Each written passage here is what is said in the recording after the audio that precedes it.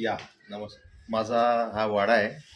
आमच्या वडिलांनी हा वाडा साधारणतः 130 वर्ष जुना वाडा आहे. मी फक्त या वाड्याला सांभाळतोय, दुसरं काहीच करत नाही आहे. आणि तो जसाच तसा आहे, फक्त त्याचं अलीकडे आम्ही रिस्टोरेशन केलेलं आहे. आणि रिस्टोरेशन ही प्रॉपरच्या जुन्या काळात जसं केलं जायचं अगदी त्याच पद्धतीने रिस्टोरेशन केलं आहे. मग अगदी चुन्यामध्ये चुना विटा वगैरे असं ते जो घाणीचा चुना असायचा त्याच्यातच हे रिस्टोरेशन केलं. आणि प्रॉपर रंग वगैरे ज्या जुन्या काळात वाडा आर्किटेक्टच्या ज्या काही थेअरी फिक्स आहेत तर त्याप्रमाणेच त्याचा रंग पण दिलेला आहे. या तुम्हाला अजून काही ज्या अँटिक गोष्टी आहेत आमच्या त्या दाखवतो. हे काही जुने रेडिओज आहेत. ह्या रेडिओंचं आमचं जुनं कलेक्शन आहे. आता याच्यामध्ये साधारणतः हा जो रेडिओ आहे हा सगळ्यात जुना रेडिओ, माझ्या कलेक्शनमधला सगळ्यात जुना रेडिओ म्हणजे हा रेडिओ. साधारणतः 1936चा हा रेडिओ आहे, पण आता तो सध्या बंद अवस्थेत आहे. व्हॅक्यूम ट्यूब असायच्या, म्हणजे त्याला शेआरटी ट्यूब म्हणतो किंवा आपल्या स्थानिक भाषेमध्ये त्याला व्हॉलचा रेडिओ म्हणतात. हा मेड इन इंग्लंड रेडिओ आहे, पण तो आता बंद अवस्थेत, कारण की त्याला मी बऱ्याच ठिकाणी दाखवलं पण तो काही रिपेअर नाही होऊ शकेल. त्यानंतर नॅशनल इको हा पण वॉल सेट आहे, वॉलचा रेडिओ आहे. त्याच्यानंतर हा फिलिप्स कंपनीचा रेडिओ आहे, हा पण वॉलचा आहे. याला म्हणजे स्टेरिओ सिस्टीम आहे, 2 स्पीकर आहेत इकडे आणि इकडे, जसं याला पण 2 स्पीकर आहे. त्यानंतर हा वरचा जो आहे तो ट्रान्झिस्टर रेडिओ आहे, मर्फी कंपनीचा. त्याच्यानंतर हा बुशचा रेडिओ आहे, बुश कंपनीचा, हा पण ट्रान्झिस्टर टाईपचा रेडिओ आहे. त्यानंतर हा फिलिप्सचा आहे, हा वॉल टाईपचा रेडिओ आहे. एक छोटा हा रेडिओ निडोचा, जसं आपण पोर्टेबल रेडिओ म्हणून त्या टाईपचा हा रेडिओ आहे. त्यानंतर हे नॅशनल पॅनासॉनिकचं टेप रेकॉर्डर आहे, किंवा आपण त्याला बूम बॉक्स म्हणूया. असं हे जुनं आहे, त्या काळात खूप फेमस होतं. त्यानंतर ह्या अशा ऑडिओ कॅसेट आहेत, म्हणजे उंबरठा, देवता, ह्या ऑडिओ कॅसेट आधी यायची. त्यानंतर ही बघा, ही आहे Ram Lakhan, he is HMV म्हणजे हिज मास्टर व्हॉइस या कंपनीची ही ऑडिओ कॅसेट आहे. स्मिता पाटलांचा हा सिनेमा होता उंबरठा, खूप त्यावेळेस फेमस होता. म्युझिक इंडिया कंपनी आहे, त्याची ही ऑडिओ कॅसेट आहे. असं एक प्रकारचं माझं हे रेकॉर्डचं कलेक्शन आहे. काय आपल्या कॉपीराईट इश्यूमुळे मी काही रेडिओ लावत नाही, आपले रेडिओ चांगले. त्यानंतर इकडे बघा, हा टर्न टेबल आहे. म्हणजे आधी जे ग्रामोफोन यायचे, ग्रामोफोनचं एक सुधारित रूप नंतरच्या काळात, त्याला आपण टर्न टेबल म्हणतो. आणि ही रेकॉर्ड आहे त्याची, ही ओडियन कंपनीची रेकॉर्ड आहे. जसं नंतर HMV हिज मास्टर व्हॉइस आपल्या भारतात खूप फेमस म्युझिक कंपनी होती. त्यानंतर मग अनेक आल्या, म्युझिक इंडिया, अशा बऱ्याच कंपन्या आहेत. तर त्यात ही ओडियन कंपनीची प्रेसिंग आहे. ओडियनची आपण काय म्हणू, एक चांगली गोष्ट, ओडियनची रेकॉर्ड ही सहजासहजी खराब होत नसायची. त्यानंतर एक एंजल कंपनी यायची, त्याची रेकॉर्ड सहजासहजी खराब होत नसायची. त्यामुळे हे ओडियनची रेकॉर्ड आहे. ही रेकॉर्ड आहे यांचे जे आमिर खान यांचे जे काका आहेत, नासिर हुसेन, त्या नासिर हुसेन यांचं जे प्रोडक्शन होतं, तर त्यांच्या काकांचा हा सिनेमा होता यादो की बारात. धर्मेंद्रला घेऊन त्यांनी सिनेमा तयार केला होता. खूप आत्ताच अलीकडेच धर्मेंद्र हे जग सोडून गेले, एक चांगला कलाकार. आणि राहुल देव बर्मन, RD बर्मन यांचं म्युझिक होतं, आणि मजरू सुलतानपुरी हे लिरिक्स आहेत. खूप साधारणतः यादो की बारात हा सिनेमा 1973 आला. तर मी तुम्हाला दाखवतो, तुम्ही इकडे बघा, ह्या रेकॉर्डवर दिलेलं आहे 1973. 1973ची ही रेकॉर्ड आहे. आणि या रेकॉर्डची किंमत साधारणतः त्यावेळेस 42 रुपये 50 पैशाला ही रेकॉर्ड आहे. म्हणजे त्यावेळेस देखील ती खूप महाग होती.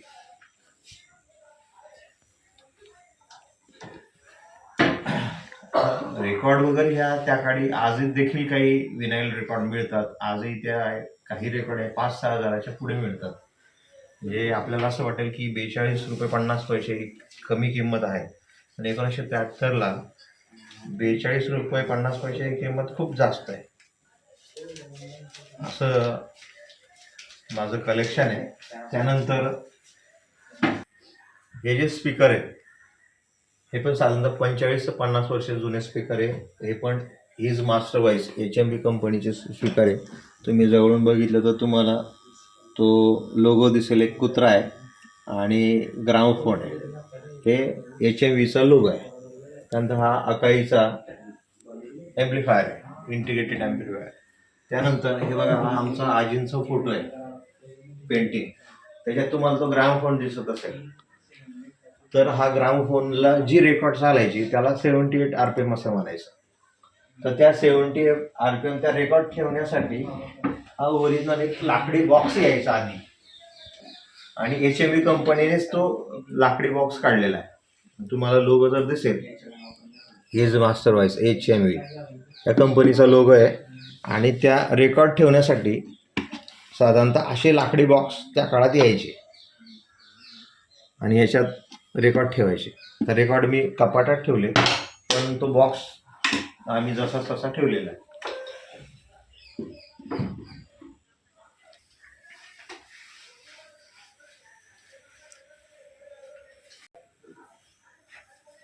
हा पडदा आहे, साधारणतः बांबूंच्या काड्याने तयार केला तो पडदा आहे.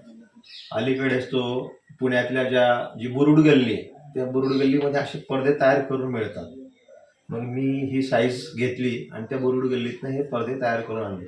या पडद्याची विशेषता अशी आहे, तुम्हाला इथून बाहेरचं दिसेल पण बाहेरून आतलं काही दिसणार नाही. आणि त्याच्यातनं हवा पण उन्हाळ्यात येत राहील, थंड हवा, आणि ऊन पण नाही येणार. असं आपण त्या पडद्याचा वापर करू शकतो. आणि साधारणतः वरती करायचं असेल तर अशा दोरीने तो वरती करता येतो आणि ते बांधून द्यायचं. आणि त्यांना पण असा तो खाली आपल्याला सोडता येतो. असा पडदा आम्ही तो आता नवीन तयार केलेला पडदा. नाही हो, मला काय समज आहे, नाही मला काय समज आहे.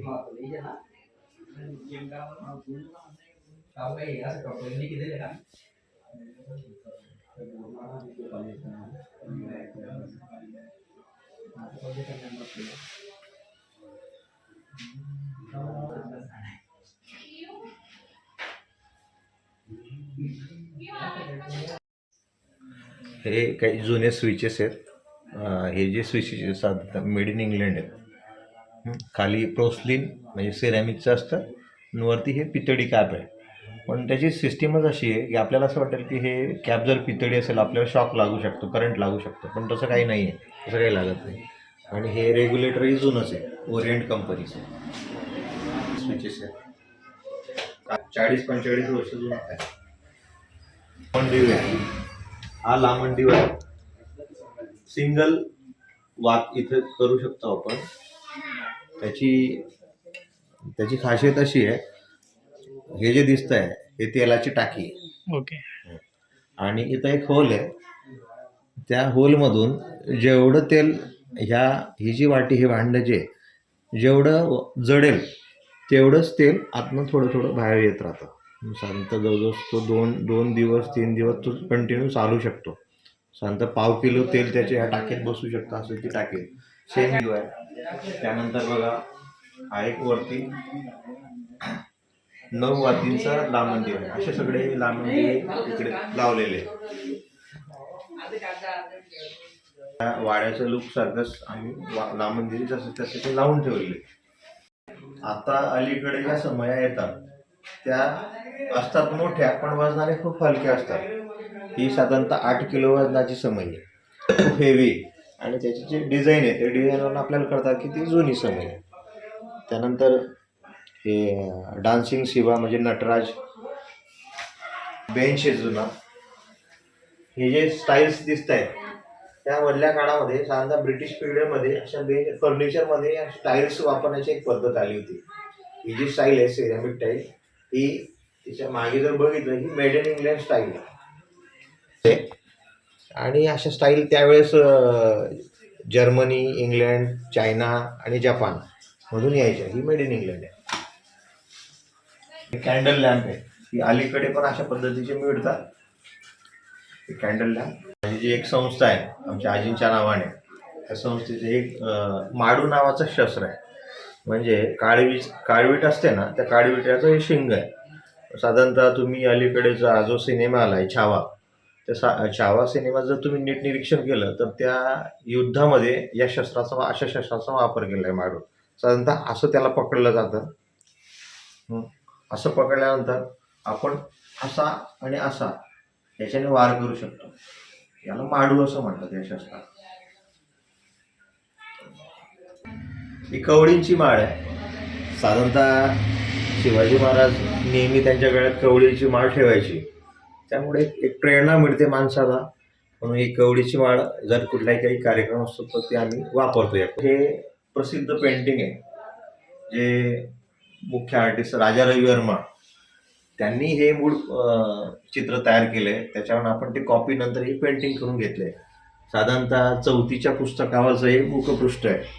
आणि आमचे एक चांगले मित्र आहेत समीर शेख धुळ्याच्या, त्यांनी ते ॲक्रिलिक कलरने कॅनव्हासवर ते पेंटिंग केलेले. त्याच पद्धतीने आमच्या आजींचं एक पेंटिंग आहे वॉटर कलरमध्ये, म्हणजे जलरंग म्हणतो आपण त्याला. तर त्या जलरंगामध्ये आजींचं पेंटिंग हे एक आजी बसलेले होते इथं मागे.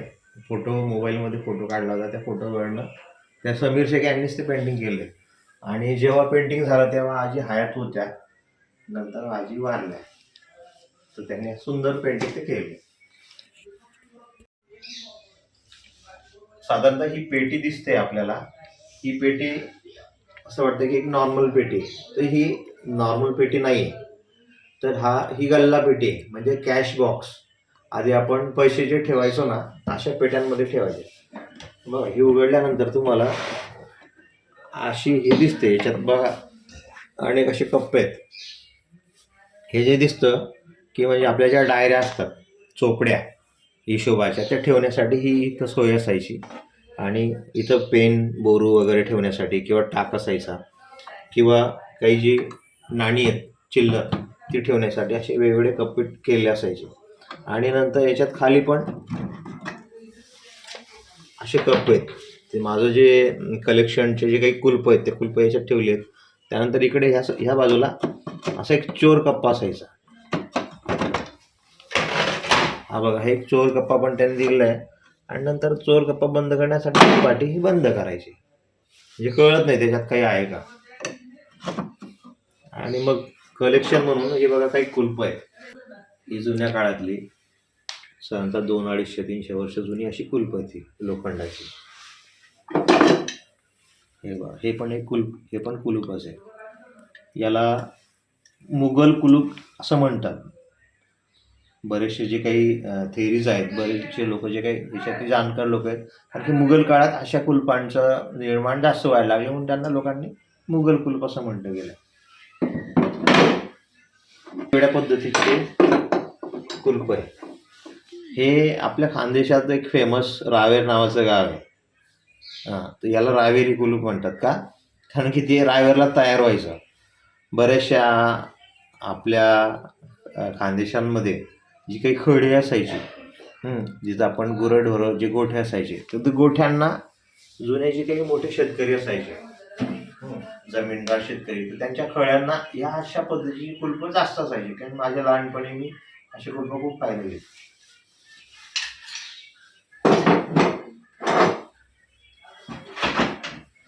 त्यानंतर बघा, हे ढाल आहे. सध्या दसऱ्याला आम्ही शस्त्राचं पूजन करतो. हे जे दिसतंय तुम्हाला, हे पूजन स्वस्तिक काढलेले त्या दसऱ्याच्या अलीकडेच पूजन झालं होतं. आणि ही ढाल पूर्णपणे चांबड्याची आहे. तर तुम्ही म्हणाल की ढाल आपण बऱ्याचदा लोखंडाचीच ऐकलेले, पण चांबड्याची ढाल ही असायची. आणि चांबड्याची ढाल मे बी लोखंडाच्या ढालीपेक्षा अगदी मजबूत असायची. कारण की चामडं लेदर हे चिवट असतं. कदाचित हे म्हशीचं किंवा उंटाचं चामडं असावं एक असा अंदाज आहे. आणि चिवट असायची, त्याचा गेज पण खूप मोठा आहे, अगदी जाड आहे. तुम्ही जर त्याला नेट बघितलं, कारण ते प्रत्यक्षात कळेल की ते किती चिवट आहे. अशी ही ढाल आहे. त्यानंतर हा एक पट्टा आहे, आपण जे दाढीमध्ये पट्टा म्हणतो ना, अलीकडेच त्याला आम्ही एक मॅन तयार करून घेतलेली आहे. एक माझ्या संग्रहातली एक चांगली वस्तू आहे.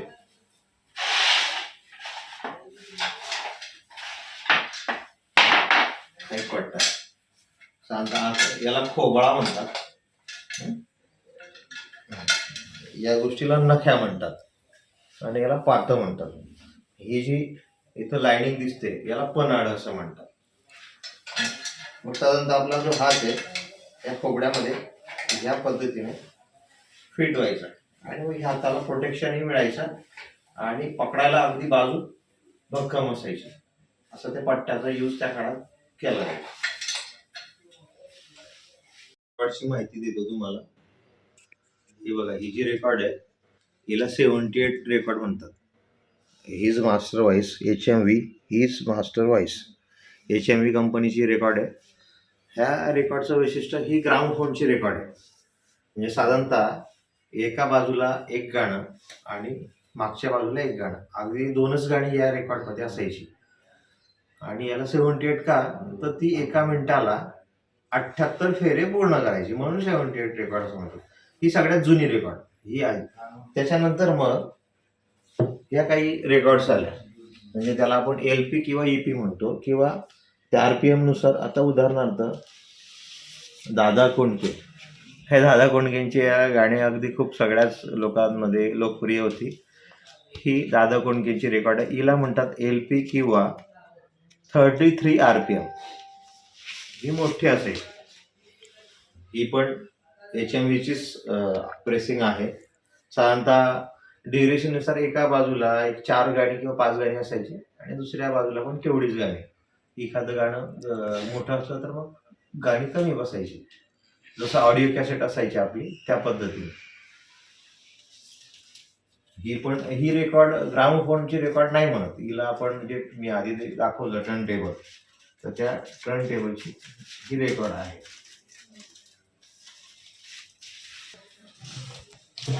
एक छोटी रेकॉर्ड आहे, अमर अकबर अँथोनी सिनेमाची रेकॉर्ड आहे. बघा, मागे तुम्हाला ऋषी कपूर आणि त्या रीना रॉय दिसतील, ते जे शिर्डीवाले साईबाबा. त्यानंतर हे बघा, अमर अकबर अँथोनी. आता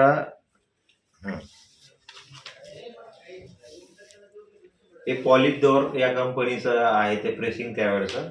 आणि ही 45 RPM ला चालायची, म्हणून हिला 45 RPM. हिचं स्पीड जरा 33 पेक्षा जास्त होता आणि 78 पेक्षा कमी. अशी ही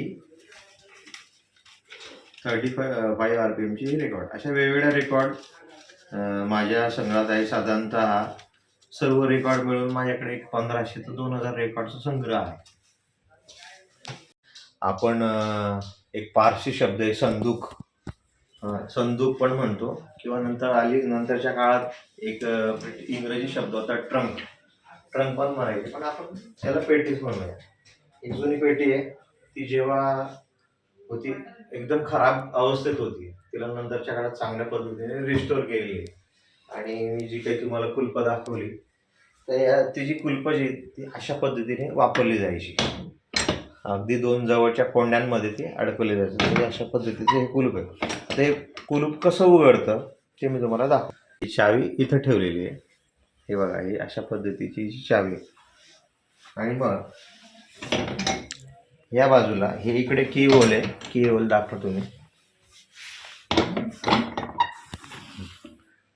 तर ह्या की होलमध्ये आपण ही चावी अशी अडकवायची आणि अशी टाकली की मग ही फक्त हे चावी अशी इकडे प्रेस करायची, बघा असं उघड. त्याच्यात काही अशी विशेष टेक्नॉलॉजी नाही आहे. अशा या पट्ट्या आहेत, या पट्ट्या अशा आत गेल्या की अशा प्रेस झाल्यानंतर त्या अशा सरळ होऊन जातात, मग ते त्याच्यातून निघत नाही. असं याला फक्त हे प्रेस करायचं असतं. प्रेस झालं तर ते निघणार नाही. ही चावी टाकल्यानंतर त्या पट्ट्या अशा दाबल्या जातात आणि आपोआप ही बाजू निघून येते. पूर्वीच्या काळी काही लोक धान्य किंवा गूळ, दही, तूप असे पदार्थ या पेट्यांमध्ये ठेवत होते, असं मी ऐकलंय किंवा घरचे पण सांगायचे. आता अलीकडे असं काही राहिलं नाही. मग आम्ही सध्या काही कपडे वगैरे काही या वस्तू आहेत असं याच्यात ठेवलेलं आहे आणि साधारणतः असं रंग वगैरे मारलेला आहे. बघा आता उघडलं आहे तर ही एक वस्तू दिसली. हा फॅन आहे, हाताचा पंखा असा आपण त्याला यूज करू शकतो. हे पण ओरिजिनल लेदर आहे. पूर्वीच्या काळी असे फॅन नव्हते तर असे हाताचे पंखे यूज करायचे. कापड ठेवलेले आहेत. माझ्याकडे संग्रहाचे सगळ्यात मोठं कुलूप आहे. ते कुलूप मी तुम्हाला दाखवतो. साधारणतः 4 किलो वजनाचं ते कुलूप आहे. हे बघा.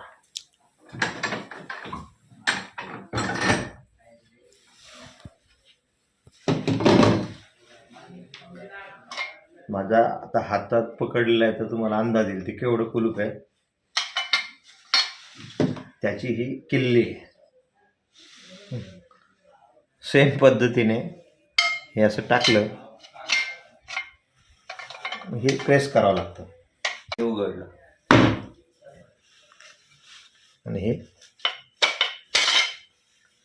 असंही बाहेर नाही. त्याच्यात पण तीच सिस्टीम आहे. त्या पट्ट्या आहेत त्या आत गेल्या की त्या अटकून जातात.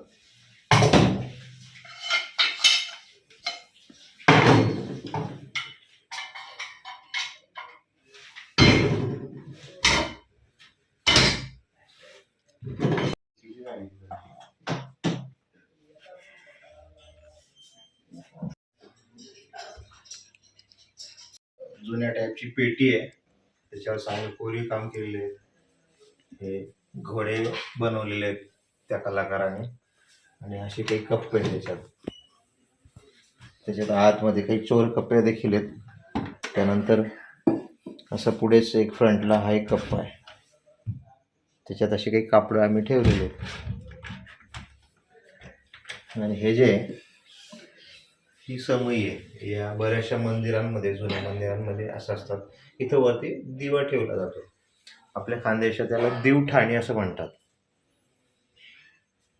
आधी असं जेवताना पूर्वीच्या काळी आपण जेवण करत असताना हे याच्यावर दिवा ठेवायचे आणि आपल्याजवळ ते ठेवायचे, म्हणजे संपूर्णपणे सगळीकडे प्रकाश पडायचा. आणि काही लिहित असताना सुद्धा अशा दिवठाण्या असायच्या. या एक मशाल आहे आपल्याकडे, तर ती मशाल कशी ती दाखवतो. पूर्वीच्या काळी काही अशा मशाली असायच्या. तर हे कॉटन किंवा अगदी सुती कापडांचे बोडे इथं तयार करायचे. त्याच्यात आपलं जे गोडे तेल असेल किंवा अगदी वंगण वगैरे असेल तर ते टाकून त्या मशालीचा वापर व्हायचा. तर ही एक मशाल आहे. त्यानंतर सेम अशाच एक पद्धतीची मशाल एक पितळामध्ये देवाचं एक काम असेल तर देवाच्यासाठी ही अशी मशाल वापरली जाते. ही पण मशाल आहे, पण ही पितळामध्ये, पितळी मशाल. विशिष्टतः देवाचं जे काही असेल तर त्यावेळेस अशा मशाली वापरल्या जायच्या. तर ही जी ही वरची बाजू आहे त्याची मशालीची, तिथं काही सुती कपडे टाकून गोडे तेल टाकून ती मशाल अशी पेटवली जायची. अशा या दोन प्रकारच्या वेगवेगळ्या माझ्या संग्रहात मशाली. धन्यवाद. जैत रे जैत हा डॉक्टर जब्बार पटेलांचा एक सिनेमा आला होता. खूप फेमस सिनेमा. यातली गाणी खूप फेमस होती. ही LP रेकॉर्ड आता मिळत नाही. मिळाली तर त्याची किंमत खूप आहे. साधारणतः पंडित हृदयनाथ मंगेशकरांचं संगीत होतं आणि सिनेमामध्ये पहिल्यांदा नादू मानोरांनी गाणी लिहिलेली आहेत या सिनेमाची. सर्व गाणी नादू मानोर यांनी लिहिलेली गाणी सिनेमात पहिल्यांदा मानोरांनी गाणी लिहिली. आणि चिंदी म्हणजे स्मिता पाटील आणि नाग्या म्हणजे डॉक्टर मोहन आगाशे अशा दोघांची जोडगोळी या सिनेमात होती. खूप गाजलेला सिनेमा आहे. यातली गाणी म्हणजे जांभूळ पिकल्या झाडाखाली, आम्ही ठाकर रे ठाकर, डोंगर काठे ठाकरवाडी, अशी अनेक गाणी यातली फेमस आहे. त्यानंतर मी राते टाकली मी काते टाकली, अशी सुंदर एकाहून एक अगदी फेमस गाणी आहेत. हा त्यांचा जो लिंगोबाचा डोंगर आभाळे गेला त्यातला हा सीन आहे, त्या गाण्यातला हा सीन आहे. हा नाग्या म्हणजे डॉक्टर मोहन आगाशे ढोल घेऊन उभे आहेत. असा सुंदर सिनेमा, खूप फेमस असा सिनेमा जैत्रीजात. याची रेकॉर्ड माझ्या कलेक्शनला आहे. त्यामुळे मला ही रेकॉर्ड माझ्या कलेक्शन मला खूप आनंद होतो आणि जेव्हाही मिळाली तेव्हा मी खूप आनंदित झालो. असं हे दुर्मिळ एक असं कलेक्शन आहे मराठी म्युझिकचं. आणि ही HMV म्हणजे हिज मास्टर व्हायचीच प्रेसिंग आहे. धन्यवाद. हे जे घर आहे माझं, म्हणजे हा जो वाडा आहे, हातेड तालुका चोपडा जिल्हा जळगाव इथला हा वाडा आहे. माझं नाव महेश सोनवणे. आमच्या वाडवडिलांनी हा वाडा जुन्या काळात बांधला. आमचं काम एवढंच आहे की आम्ही याला सांभाळतोय. याचं संवर्धन जतन करण्याची जबाबदारी आमच्यावर आहे. आम्ही काहीच केलेलं नाही. फक्त वाडवडिलांनी जे काही केलेलं आहे त्यांची ही देणगी आहे आणि ती सांभाळण्याची, ते जतन आणि संवर्धन करण्याची जबाबदारी ही आमच्या पुढच्या माझ्यावर आणि आमच्या पुढच्या पिढीवर असेल. बस दुसरं काहीच नाही.